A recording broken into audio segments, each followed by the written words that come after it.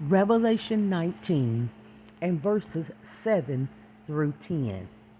Let's rejoice and be glad and give the glory to him, because the marriage of the Lamb has come, and his bride has prepared herself. It was given to her to clothe herself in fine linen, bright and clean, for the fine linen is the righteous acts of the saints.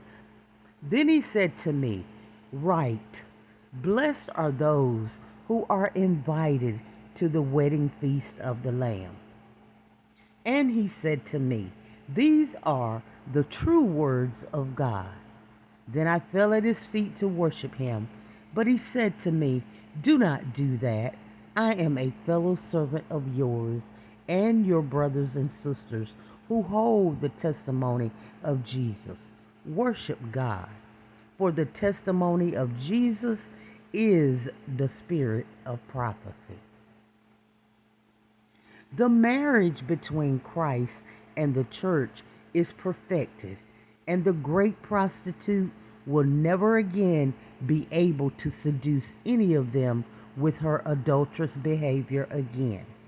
And there is no discord between those of the bride of Christ. The sound of their voices is filled with a melody that is pure and perfect, which is so befitting of a ceremony that is of such major proportions.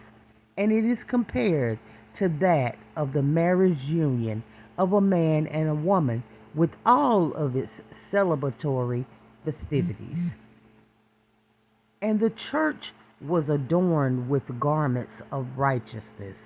Our perfect apparel was being formed with the ministering acts from our work in the vineyard, a work that began the moment God birthed us into his kingdom, with the promise that he would perfect it until the day of Christ Jesus. This awesome event was orchestrated by the greatest wedding planner of all, and we are now reaping the benefits of the salvation that Jesus so graciously provided for his own.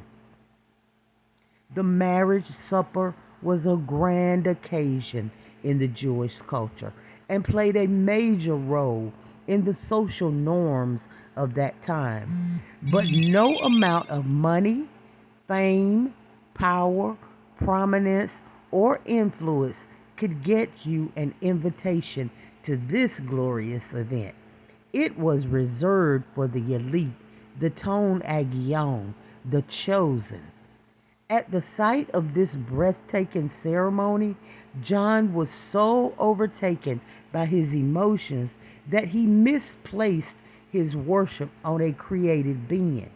And after being corrected by this heavenly being, he was also reminded that the true spirit of prophecy would always point our hearts and minds towards Jesus, not personal gain, prosperity, materialism, mysticism, nation worship, etc.